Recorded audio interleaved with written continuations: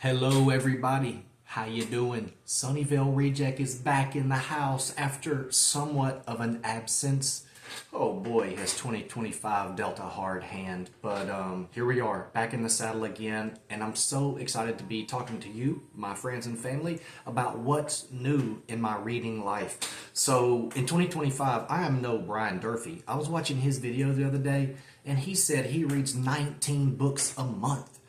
Depending on whether it's YA or middle grade or, a big thick ass chunky horror book, I might read 3 or 5. But so far in 2025, I am only at 5 books. So please allow me to show you some new books that I got. I know I said I wasn't going to buy any more books, but I did it. I did it. And I want to show you what I want to read, and I'm going to show you what I have read. And we'll do some talking in between. How's that? I know I shouldn't be drinking beers, but I am. Here's to you. Man, it has been rough at work too. And I'm always talking about quitting and making threats to my students, the administration, my family, and I'm always saying, I'm going to leave that place. But today I got to tell you something amazing happened. When Jelly Bean Alvarez, my puppy, was in the emergency room, I was praying to God, please, if there's a chance, save that dog, God, and bring a kid into my life and I'll make his or her day. I'll give them confidence and I'll make them want to be the very best version of themselves they can possibly be. And since then, kids that I've never seen before have been coming out of the woodwork. 2 girls at my school are poets working on poetry manuscripts, and they have chapbooks. That means 20 plus poems each, and I'm working with them closely. We're going to find some contests. We're going to enter it for them and see what happens. But today, this kid, we'll call him Sylvester. Something happened in my classroom. I said, I got to get out of here for a minute. And I walked around the hall and I see this kid. I think he's 10 or 12 and he's really upset. Obviously, he's alone. And I just put my arm around him and I said, I don't know what's going on, but fuck them. Fuck this school. Fuck them kids. But think about your mother. Don't ever give up on yourself because you are your mother's dream for the future. So think about her and never give up on yourself. Don't let those jerk asses win. And he looked at me, and I could tell that he got it, and he understood it. And sometimes the vulgarities, which I just spewed, is all that they hear. You can say please, and don't, and may I, and no. Sometimes you got to tell it like it is. And I told it like it is, like it was, and he heard it, he understood me, and he lifted his head up, and he said, damn right, Stocks. And he asked me what room I was in. He said he was going to come by and holler at me, and that makes me want to do it for another day. All my teacher friends out there, they know it's one day at a time. Guys, I love to write letters. I don't know if you know that about me, but I still love to write letters. And I know that people get them and they're shocked. They're baffled. They can't believe I didn't just text Merry Christmas or Happy Birthday. But check out these stamps. They're called buttons. Ain't that cool? Get yourself some envelopes. Go to the post office and get yourself some of these and send them to your relatives and make their day. But we're not here for that. Let me put that right there before I lose it. So let me show you what I've read in 2025, and I'm disappointed. I'm gonna get back to it, and I'm going to immerse myself once again in books because I started it and then I kind of fell off the wagon a little bit, but now I'm back to it. So y'all know I read Erebus, loved it. First Date, loved it. The Eternal Enemy. Loved it. Didn't think I was going to like it. Loved it. And it made me want to read some more of her stuff, which I'll get to later. But Pandora was right on. Very elegant book. Richly detailed. Want to just have some fun. Check out The Screaming Bridge. Spine Shivers. This is told like a Joan Lowry Nixon book. Detailed when it needs to be. There's attention paid to the storytelling, the actual art of storytelling. I don't know. It's spooky, some tension, a lot of atmosphere.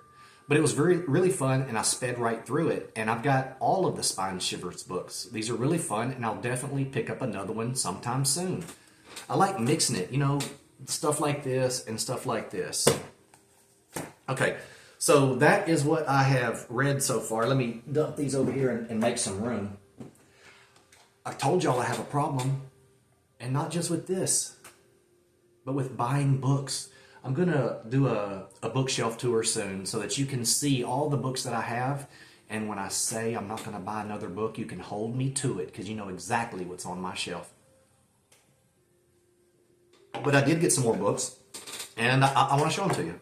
And then I want to give you, well, I want to show you what I'm thinking about reading and see what you think. See if you got any recommendations. Okay? So, here we go. I got Sean Hudson's Heathen. I got Heathen. This cover's a little bit different. Primarily, they're black and gold. Deadhead is green, I think, the font at least. This purple stands out. Yeah, you saw Erebus. That's what the majority of them look like. What's it about?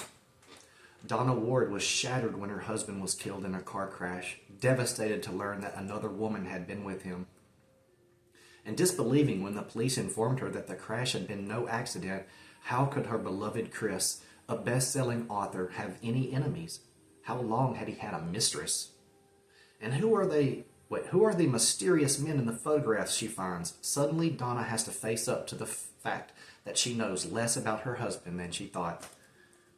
Come on, you know that's not all there is to a Sean Hudson novel. All hell is going to break loose. I'm stuttering a little bit. I even stuttered saying that. Somebody told me that I stuttered once, but I didn't think I had an issue, but maybe I do. I don't know. I'll pay more attention to it. Can't be the beer. That's my first beer. Okay, moving right along in no particular order. I had to do it. I had to get Stephen King's Dreamcatcher.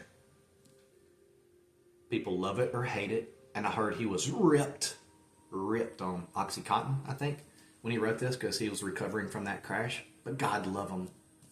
I know a lot of people didn't think that, he would even pull through the crash. He probably didn't either. And so they wanted to pick up anything he wrote, just having survived. 25 years after saving a Down syndrome kid from bullies, Beeve, Henry, Pete, and Jonesy, now men with separate lives and separate problems, reunite in the woods of Maine for their annual hunting trip. But when a stranger stumbles into their camp, disoriented and mumbling something about lights in the sky, chaos erupts. Y'all, this is a really nice copy. I like the hardback too, I guess, but it's not this nice. Those deer, I don't know. This is tight right here. I got it off of Pango for $3. For $3. Well, continuing the Stephen King, here we go. I had to get Fairy Tale. I had to. I know that this is about a boy that befriends an older man that lives in a house on the hill, and he's mysterious and all this, and he's got a dog named Radar. After the older gentleman passes away, the kid inherits Radar, and they find a portal, let's just say, to another world, and he spends a large part of the book trying to find a way to save this dog Radar. And having gone through what I just went through, I thought maybe this might hit home and I could really resonate with it, because I like to read books that I can feel. I listen to music that I can feel too. If I can't feel it, in some way, make me want to dance, make me want to cry, make me want to scream, I don't want to hear that shit. All right, let's read what it's officially about. I'm sure I can tell this story. I'm also sure no one will believe it. That's fine with me. Telling it will be enough. My problem, and I'm sure many writers have it, not just newbies like me, is deciding where to start. My first thought was with The Shed, because that's where my adventures really began. But then I realized I would have to tell about Mr. Bowditch first and how we became close. Only that never would have happened except for the miracle that happened to my father. A very ordinary miracle, you could say, one that's happened to many thousands of men and women since 1935. But it seemed like a miracle to a kid like me. Maybe, I don't know, maybe his father was an alcoholic and something miraculous happened and he changed his ways. I don't know, just a guess. But that's a beautiful book, and damn, snazzy cover, right? I got 2 more beers here. We'll see what happens. The Long Walk. The Long Walk, it's a Bachman book. The Long Walk, have you heard about it? Have you ever read it? The Maestro. So basically they have to walk. I don't know if it's 100 miles or what, but they got to stay above a certain miles per hour. And if they don't, they die. Oh, look, check this out. I like it when you find stuff like this in books. What is that? It's a receipt from Spirit Airlines. Let's see where they went. Ooh, boy, no carry-on. Candace? Hey, Candace. This would have been your bookmark, probably. Thanks for the book. I appreciate it. What year is this? Oh, damn. It don't say. But I like that. I found a ticket to a pyramid in Egypt once in a book. The Long Walk. Did it inspire the Hunger Games? Did it inspire Squid Games? I'm watching Squid Games with my 9-year-old. We're on season 2, episode 2 or 3. The wife wouldn't like that. Okay. All right, so I've had this book before. I don't think I've ever talked about it, but this book rocks. And that's just what I've been able to read. I've never been able to finish this book because it really trips me out. This book was way ahead of its time. I mean, look at this. Le Tremont, Moldoror and Poems. Look at it. Let me read what's on the back of this, and then let me read an excerpt. It is not right that everyone should read the pages which follow. Only a few will be able to savor this bitter fruit with impunity. So wrote the self-styled Comte de la Tremont, 1846 to 1870, at the beginning of his sensational Chants de Moldoror. One of the earliest and most astonishing examples of surrealist writing, La Tremont's fantasy unveils a world of half-vision, half-nightmare, of angels and gravediggers, hermaphrodites and pederasts, lunatics and strange children. Yeah, check this out. First book, page 29 in the book, but really it's page 1. Okay, listen to this disclaimer. Probably, may it please heaven that the reader, emboldened and having for the time being become as fierce as what he is reading, should, without being led astray, find his rugged and treacherous way across the desolate swamps of these somber and poison-filled pages. For unless he brings to his reading a rigorous logic and a tautness of mind equal at least to his wariness, the deadly emanations of this book will dissolve his soul as water does sugar. Give it up, the Tremont. Check it out, man. I don't know if you can even find this book. I don't know. Maybe you can. Maybe you can find it still. All right. What about the monk, you say? I don't know that much about it. I thought the cover looked cool, tell you the truth. I've read the back in a few pages since I've had it, but I don't know, man. It's one of those books you come across and you're like, I know this is good. You just know. Like if you thrift, and go book shopping, you can go through those spines very quickly. Have you ever noticed? I can go through these spines real quick and just pick things out. And I do that at Goodwills, Salvation Armies, and there's another place down the street from us that has walls of books, and I just speed right through them because I know what I'm looking for. This stood out. Like it just screamed classic immediately. Okay. All right, I'll tell you. The Monk shocked and titillated readers with its graphic portrayal of lust, sin, and violence when it was first published in 1796. An enticing blend of Umberto Eco and Anne Rice, it remains as gripping, racy, and terrifying today. Ambrosio is the abbot of the Capuchin monastery in Madrid. He is beloved by his flock, and his renowned piety has earned him a nickname, the Man of Holiness. Yet beneath the veneer of this religious man lies a heart of hypocrisy, arrogance, licentious and vengeful. Oh boy, he follows his sexual desires down the tortuous path to ruin, as so many men before him have and shall do again. The Monk. If you know anything, tell me. Okay, I can't wait to read this one. I've heard so many good things about it. It's a bind-up of two really, really popular books by Robert McGammon, Boy's Life and Gone South. A Southern master. A Southern master. Y'all know way more about him than I do. I'm a latecomer to him, and I don't want to sit around and act like I know everything because I don't know shit. But I do know that this guy's the real deal. And I've heard from people I truly admire and respect. Nightmares, anyone? You guys ever check him out? If you don't, you should. He's a perfect gentleman. And he knows his shit. Robert McGammon. Let's see. Oh, by the way, the bookmark I had in Le Tremont, Moldavor and Poems was, check this out. That's my boy, Shady Side Library. Zach, thank you so much, man. I gave one to a student of mine who's reading, who's about to read Pandora, and she couldn't have been happier. Thanks, brother. Yeah, check those cats out. So, A Boy's Life. This superbly told tale combines the sensibilities of Mark Twain, Flannery O'Connor, and Steven Spielberg. A solid coming-of-age story and a fine mystery. Devour this bountiful book. Wow, that was very clever. Gone South. A gothic picaresque that mixes gritty plot and black comedy. A thrill, smoothly constructed and satisfying. Well, that sells it a little bit, but I don't know if that tells us what the book is about. But I shall find out in due time. Don't worry. Now, I had to get this. I heard so much about this. Yeah, I'm really happy to have a very nice copy of Duma Key. Duma Key, that damn sticker. But Duma Key, this is a fine copy. Look at that.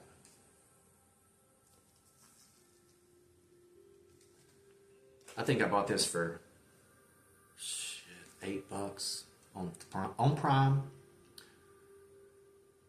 Prime. I was about to deny it. I don't know why. I think I thought at first I got it from Pango, but I know this came from Prime. And I felt very fortunate. I love it, and I've heard amazing things about it. Not that it's a return to form or anything like that of his earlier works, but I don't know, man. Just far, far different, but as gritty and spooky, but just in a more literary way, I guess. You hear that more about his books like Lissy's Story and Duma Key and Under the Dome. They're just a little bit more literary than some of his other stuff, but I also remember Barry Hannah saying once that the older he got, the thicker the books were that he read. And maybe, he's starting to write those thick-ass books again and spend way more time developing character and setting up scene and plot developments and things like that. I know.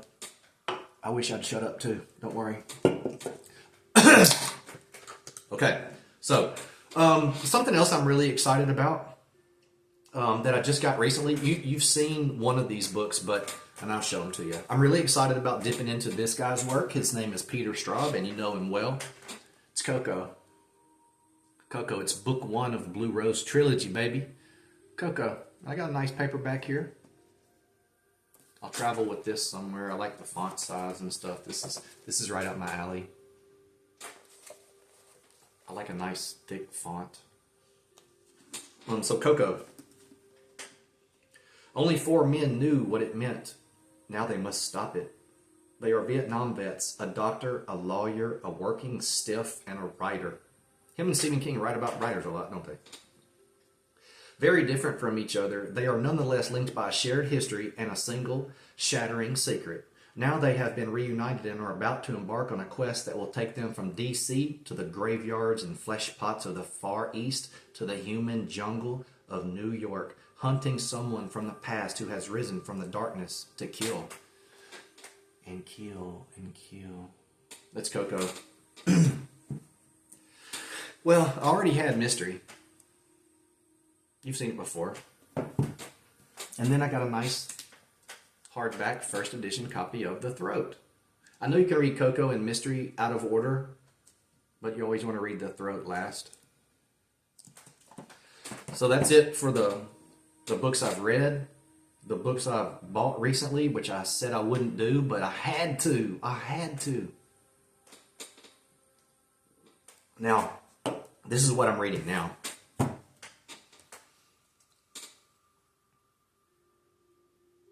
Little YA thriller, horror. It's about a haunted house, but really this is close to being literary, a nice detail. The language is historically correct, like in the proper context. because she writes about, there's a diary that's being read, and the language is exactly the way it would be in the South during the Civil War. I'm from Mississippi. This book takes place, I think, in I think Louisiana, because they're always talking about going to Baton Rouge, but the house is called Gray Moss, and the grandfather was killed there by some Union soldiers that were marching down, but they don't think the grandfather's ghost is the one haunting the house, and I'll leave it at that. It's Joan Riley Nixon. It's The Haunting, and it's just a page turner, right? These are fun. They make you want to keep reading because also, you just burn through them. Yeah. And also, Memnoch the Devil. Memnoch. Y'all, I don't know what to think about Lestat. I used to think Lestat was an asshole and just real vain and all that, but there's a character in here named Roger who's kind of like a hitman, art collector, a racketeer kind of guy. Very, very interesting, and Lestat follows this guy for 6 months and studies him and his daughter before he kills him. But then guess what? For the first time, Lestat is haunted by one of the people he killed, and Roger has some damn demands. Beautifully written, intriguing, and attention builder, full attention. I don't know how she does it, but she does in the way that great poets do it with line breaks. I can't wait to get to the next page, and I keep telling myself, just like with Pandora, that I'm done. I don't want to read any more of this, but I can't stop, y'all. I can't stop. It looks like I'm missing a book, though. Well, we'll find out. Look. Okay, so that's what I'm reading right now, and when I finish that, I've got a couple of books here I'm trying to decide from. Let me just take a look. Oh, yeah, it is here. Okay, I hope y'all didn't see that. Okay. All right, so the next book I'm going to read is going to be one of these, and I want you guys to tell me what you think. Should I read Carrie? Nice little crisp paperback. I bought off of Pango for sure for $2. I remember this because I was very excited about it. $2. Should I read Ruby Jean Jensen, Night Thunder? What do you think? Ruby Jean Jensen sounds like such an awesome ass name for a writer, especially horror, or a professional tennis player in the 1960s. Night Thunder. Do you know anything about it? Or should I give my boy Dean Koontz another chance and read Velocity?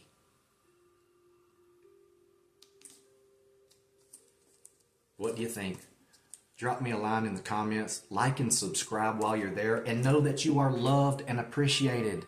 So much so that I'm going to shut my damn mouth. I'm going to pray for all of you guys. I wish you well. Stay cool, keep reading, and keep hanging out with the Sunnyvale Reject, baby.